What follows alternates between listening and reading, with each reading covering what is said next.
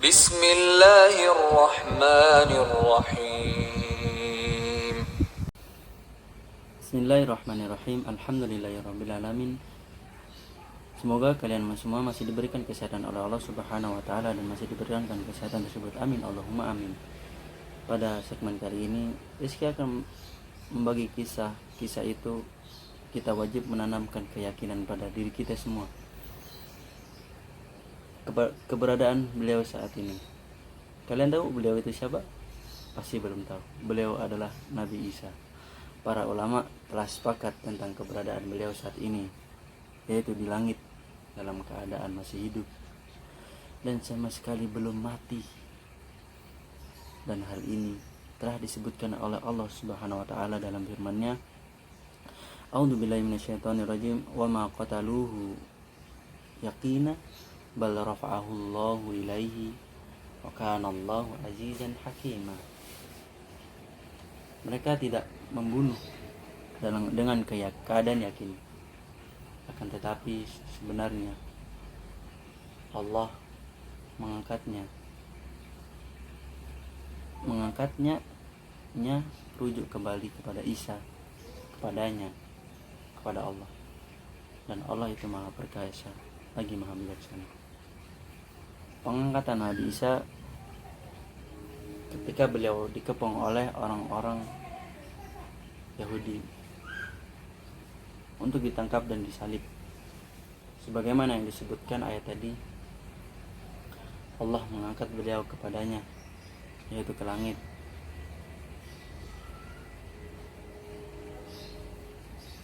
Dan Ibnu Katsir mengatakan bahwa yang difirmankan Allah, A'udzubillahi minasyaitonir rajim, qala Allahu ya Isa inni mutawaffika wa rafi'uka ilayya wa mutahhiruka minal ladzina kafaru. Ingatlah ketika Allah berfirman, wahai Isa, sesungguhnya aku akan mewafatkanmu dan mengangkatmu kepadaku serta membersihkanmu dari orang-orang kafir. Imam Ibnu Katsir telah mengatakan dimaksud wafat pada ayat apa yang telah saya baca tadi adalah tidur. Maksudnya Allah menjadikan Nabi Isa tertidur sebelum diangkat ke langit. Dan banyak hadis-hadis Nabi SAW menunjukkan bahwa beliau saat ini masih hidup dan berada di langit. Di antara hadis-hadis tersebut adalah tentang kisah Mi'rajnya Rasulullah SAW, sebagaimana yang diriwayatkan oleh Imam Bukhari, Imam Muslim. Dalam kisah tersebut beliau bertemu dengan Nabi Isa di langit yang menyapa dan memberikan salam kepada beliau, Nabi SAW.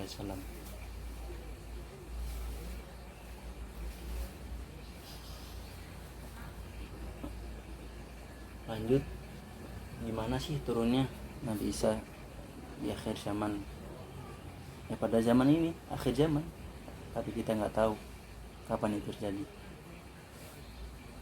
Turunnya Nabi Isa ke dunia pada akhir zaman, dan ini merupakan perkara yang pasti akan terjadi dan merupakan salah satu tanda besar dekatnya hari kiamat. Tidak ada satu orang pun dari ulama kaum muslimin yang mengingkari kejadian ini. Bahkan mereka menganggap perkara tersebut termasuk perkara yang wajib diyakini oleh setiap muslim. Hal itu dikarenakan Allah Subhanahu wa taala mengisyaratkan dalam Al-Qur'an. Begitu pula dengan Rasulullah SAW yang telah mengabarkan akan terjadinya dengan firman Allah yang disebutkan dalam Al-Qur'an, A'udzubillahi minasyaitonirrajim, wa in min ahlil kitabi illa la yu'minuna bihi qabla mautih wa yaumal qiyamati yakunu alaihim syahida. Yang artinya tidak ada seorang pun dari ahli kitab kecuali akan beriman kepadanya, Isa alaihissalam, sebelum kematiannya. Dan di hari kiamat nanti Isa itu akan menjadi saksi terhadap mereka. Terdapat di Quran surat An-Nisa ayat 189. Rasulullah SAW bersabda, yang artinya, demi Allah, sungguh hampir tiba saatnya putra Maryam itu turun di tengah-tengah kalian sebagai seorang hakim yang adil. Bagaimana sih turunnya Nabi Isa? Rasulullah SAW telah menjelaskan bahwa Nabi Isa akan turun di dekat Menara Putih yang berada di bagian timur Damaskus dengan mengenakan pakaian yang dicelupkan wars dan zafaron. Saat turun, beliau meletakkan kedua telapak tangannya di sayap dua malaikat. Berarti besar sayap, begitu besar ya sayap malaikat. Ketika beliau menundukkan kepalanya, maka akan menetes.